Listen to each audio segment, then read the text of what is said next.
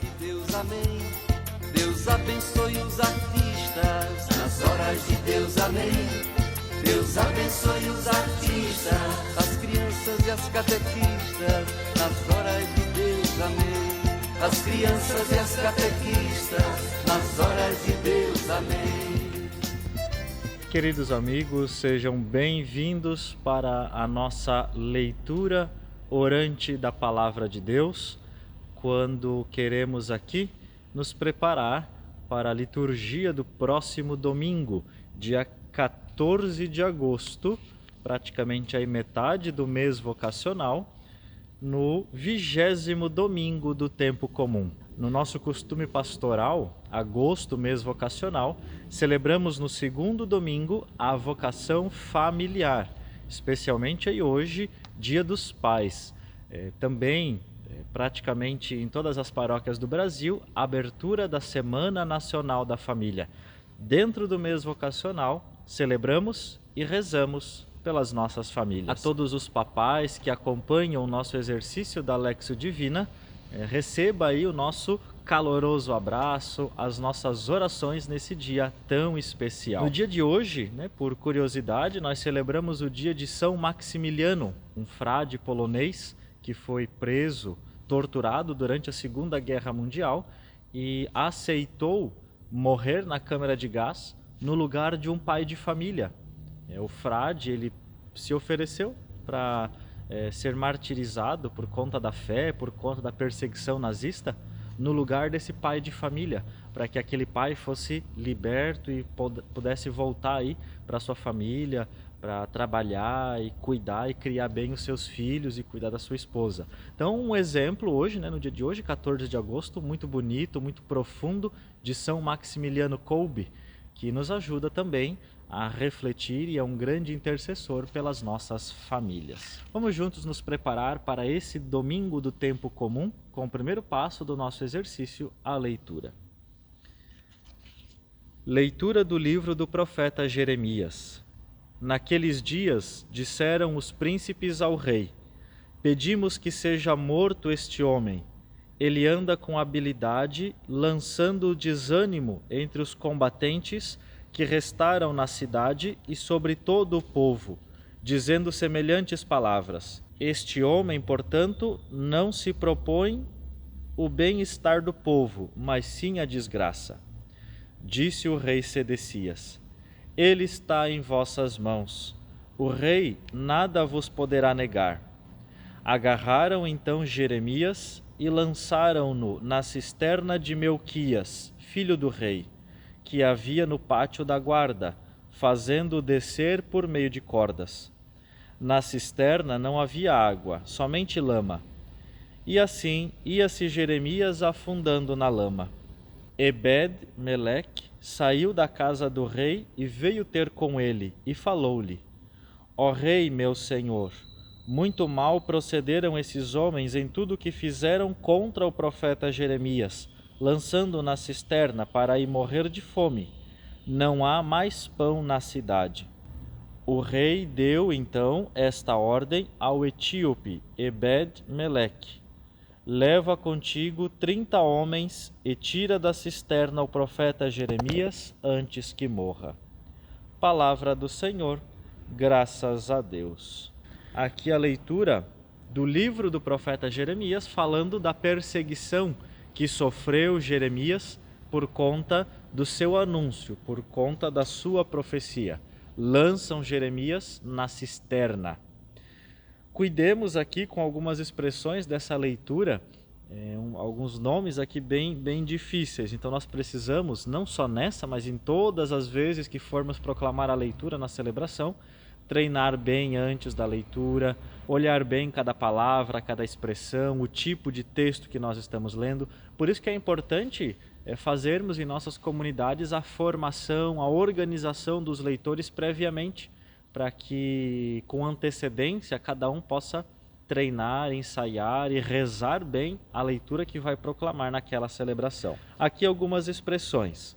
Disseram os príncipes ao rei: ele anda com habilidade, lançando desânimo entre os combatentes que restaram. Então aqui uma frase não tão complicada ainda, mas vale a pena a gente ensaiá-la bem, falando ali, restaram, falando do passado, né, e outras expressões semelhantes. Aqui tem alguns nomes importantes, prestemos atenção. Disse o rei Sedecias, nome do rei. E depois, um outro nome que aparece para quem foi lá falar com o rei que não concordava com a decisão de jogar Jeremias lá no poço, o etíope, então aqui a nacionalidade dele, né, da Etiópia, o etíope, e o nome dele é bem complicadinho, então cuidemos bem ali. Ebed-Melech. Então primeiro, é um nome só, né? Mas a primeira parte, primeiro tem o B e depois o D. Né? Então a gente precisa pensar bem na palavra quando a gente vai pronunciá-la. Ebed, com D mudo, e depois o Melech, com C mudo também. Então primeiro B e depois o D. Então está na sequência, né? B e D. Então a gente diz assim, Ebed-Melech. Né? Então aqui um nome um pouquinho mais complicadinho. Outras palavras, cisterna, né? Ali o poço onde jogaram o Jeremias. E acho que dessa leitura basicamente é por aí. Então cuidemos sempre, né, com os acentos, ponto final, vírgulas, para a gente fazer bem as entonações aqui da leitura. O salmo desse domingo do tempo comum, 39. Socorrei-me, ó Senhor, vinde logo em meu auxílio.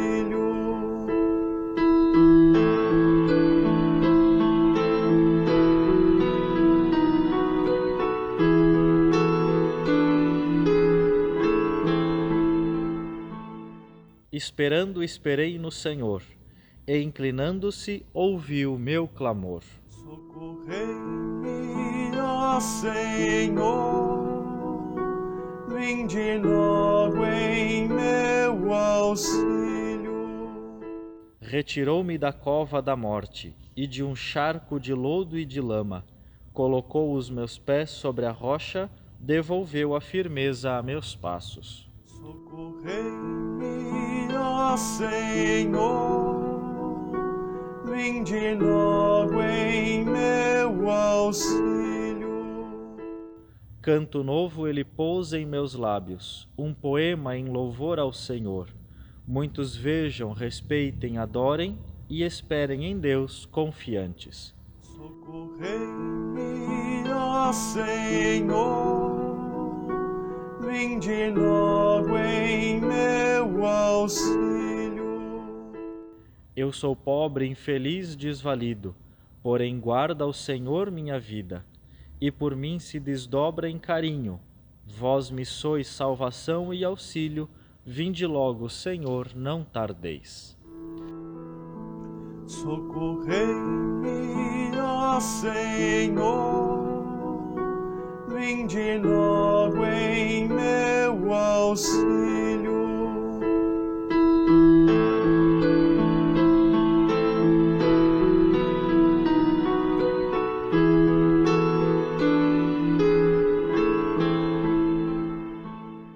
Cuidemos nesse salmo algumas estrofes irregulares. A primeira estrofe tem 3 versos, a segunda tem 4, normal, a terceira e a quarta tem 5 versos. Então cuidemos ali com a métrica da melodia, da proclamação que a gente precisa fazer nesse salmo. Lembrando sempre que o salmo a gente proclama ele numa entonação um pouco diferente, porque sempre o salmo é um poema. Então a gente deve proclamar o salmo com esse estilo, né, de quem está ali proclamando um poema, né, ou cantando um poema. Assim o salmo requer esse estilo de proclamação e de leitura.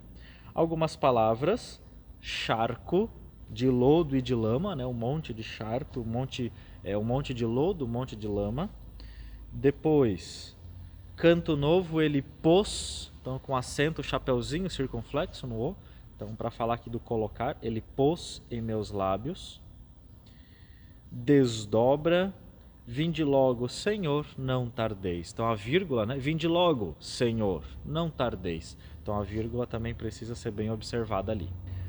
Leitura da carta aos Hebreus. Irmãos, rodeados como estamos por tamanha multidão de testemunhas, deixemos de lado o que nos pesa e o pecado que nos envolve.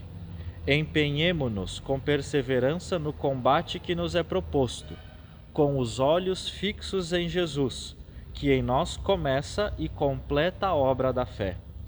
Em vista da alegria que lhe foi proposta, suportou a cruz, não se importando com a infâmia, e assentou-se à direita do trono de Deus. Pensai, pois, naquele que enfrentou uma tal oposição por parte dos pecadores, para que não vos deixeis abater pelo desânimo. Vós ainda não resististes até ao sangue na vossa luta contra o pecado. Palavra do Senhor, graças a Deus. Aqui nessa leitura, também algumas expressões que merecem o nosso cuidado. Empenhemo-nos, suportou a cruz, não se importando com a infâmia, aqui ao desdenho, né? A indiferença, a chacota, né? Então aqui é infâmia. Depois, logo a última frase da leitura, ela é uma frase um pouco difícil para a gente proclamar, então vamos ensaiar bem. Vós ainda não resististes até ao sangue na vossa luta contra o pecado. Aqui o autor da carta aos Hebreus dizendo que a gente ainda vai ter que lutar bastante, né? A gente não resistiu até dar o sangue na luta contra o pecado. Que essa luta, ela continua, ela vai até o final da nossa vida. Então, resististes, não esquecemos do S no final, até ao sangue. Então, cuidado, a gente pode dizer até o sangue, não, é até ao sangue. É como ali o texto nos traz. Quando a gente for proclamar uma leitura, cuidemos muito para a gente ser fiel ao texto. Precisamos ler e proclamar o que o texto está dizendo e não, né, mudar alguma expressão, alguma coisa, mas proclamar bem o texto que ali contém. O Evangelho retirado do evangelista Lucas. Naquele tempo, disse Jesus a seus discípulos: Eu vim para lançar fogo sobre a terra, e como gostaria que já estivesse aceso. Devo receber um batismo, e como estou ansioso até que isto se cumpra. Vós pensais que vim trazer a paz sobre a terra? Pelo contrário, eu vos digo, vim trazer divisão. Pois daqui em diante, numa família de 5 pessoas, 3 ficarão divididas contra 2, e 2 contra 3. Ficarão divididos, o pai contra o filho, e o filho contra o pai. A mãe contra a filha, e a filha contra a mãe. A sogra contra a nora, e a nora contra a sogra. Palavra da salvação. Glória a vós, Senhor. A liturgia desse domingo, né, leva a gente a querer acreditar que, nossa, parece que Jesus está fazendo apologia à guerra, à violência no Evangelho, falando de fogo, divisão, brigas. Na verdade, esse texto, no contexto onde ele está, ele traz uma outra significação. Jesus aqui fala de uma luta espiritual, de uma luta interna, de uma luta da fé. Na primeira leitura, nós vemos Jeremias sofrendo na carne, sofrendo perseguição. Perseguiam o profeta porque ele falava a verdade, porque ele anunciava a fé, e o jogaram num poço cheio de lama. Jeremias literalmente foi ao fundo do poço, foi afundando na lama, porque lá o jogaram. Porque as pessoas não queriam ouvir a verdade da fé que Jeremias estava proclamando. E na segunda leitura, o autor sagrado, que a gente não sabe quem foi, que escreveu os Hebreus, ele está dentro do corpus, né, das literaturas paulinas, mas os estudiosos creem que não foi Paulo quem escreveu a carta aos Hebreus, mas então quem escreveu, né, está dizendo da verdadeira luta do cristão, que é uma luta contra o pecado. Por isso, meus amigos, vamos olhar para a liturgia desse domingo e observar em nossa vida que todos nós estamos numa luta constante contra as forças do mal, contra o pecado. É uma luta, sobretudo, espiritual. E quando a gente se fortalece espiritualmente, a gente também automaticamente se fortalece corporalmente. Quando o nosso espírito está forte, o nosso corpo também vai ter força para continuar lutando. Agora, quando o nosso espírito está fraco, quando a nossa oração está pequena, geralmente também o nosso corpo se torna fraco. Há um ditado antigo que diz: quando a cabeça não ajuda, o corpo padece. E é assim que acontece. Se o nosso espírito não está forte, o nosso corpo vai padecer e também vai ficar fraco. Então, queridos amigos, lutemos para fortalecer o corpo e a alma, porque a verdadeira luta, no fim das contas, a maior luta do ser humano é a luta espiritual. É a luta para defender a verdade, defender os seus ideais, defender a fé. Quantas pessoas são perseguidas por causa da fé? Quantas famílias às vezes se dividem porque não querem aceitar a conversão de alguém, não querem aceitar o bem que alguém faz, a fé de algum membro da família, e aí fazem chacota, tiram sarro, né? Como diz ali a leitura, a infâmia. Jesus sofreu infâmia, Jesus sofreu chacota, porque ele tinha um ideal, que era o ideal da fé. Que a gente, queridos amigos, não perca o ardor espiritual, que a gente não diminua a chama da nossa fé, que a gente defenda a nossa fé, que a gente defenda a verdade, mesmo se por causa disso a gente sofrer alguma perseguição, como sofreu Jeremias, como sofreu Jesus e como sofre aquele que defende a mensagem de Jesus, que é uma mensagem de divisão, para que a gente se decida na vida. Quando a gente está com Jesus, não podemos ficar em cima do muro, não. Por isso que Jesus diz, olha, quando a gente escolhe um lado, que é o lado do bem, o lado da fé, algumas pessoas vão nos renegar, não vão mais querer andar com a gente. Por quê? Porque talvez ainda não descobriram a beleza da fé.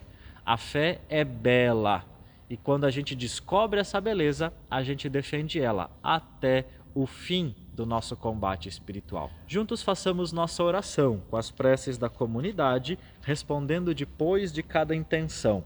Senhor Deus da vida, atendei-nos. Senhor Deus da vida, atendei-nos. Olhai com bondade para vosso povo peregrino, e que ele, unido à vossa igreja, caminhe na paz, na liberdade e testemunhe vosso reino, rezemos. Senhor Deus da vida, atendei-nos. Guardai os trabalhadores de vossa vinha, o Papa, os bispos, sacerdotes e cristãos leigos, para que sejam fiéis ao ensinamento de Cristo, rezemos. Senhor, Deus da vida, atendei-nos. Inspirai os líderes de nossa sociedade para que trabalhem em favor da paz e da concórdia em todas as nações, rezemos. Senhor, Deus da vida, atendei-nos. Educai-nos na fé e na união em nossa comunidade, na vivência da caridade e na prática da solidariedade, rezemos. Senhor, Deus da vida, atendei-nos. Abençoai e fortalecei todos os pais de nossa comunidade, para que sejam fiéis aos ensinamentos do Senhor e firmes na sua vocação, rezemos. Senhor, Deus da vida, atendei-nos. E como contemplação, que possamos olhar o mundo e nossa vida com os olhos do Evangelho de hoje, da liturgia desse domingo. Que a gente saiba suportar com paciência as tribulações que nós sofremos na vida, especialmente por causa da nossa fé. Que como gesto concreto possamos dar um abraço nos nossos papais, rezar por eles e de modo muito especial olhar e dar um abraço naqueles pais que talvez estão sozinhos, abandonados, não tem ninguém próximo, estão sem filhos, mas que possamos também olhar por eles e dizer quanto Deus Pai é bom para com todos nós. Que juntos, com muita alegria, celebremos esse 20º domingo do tempo comum.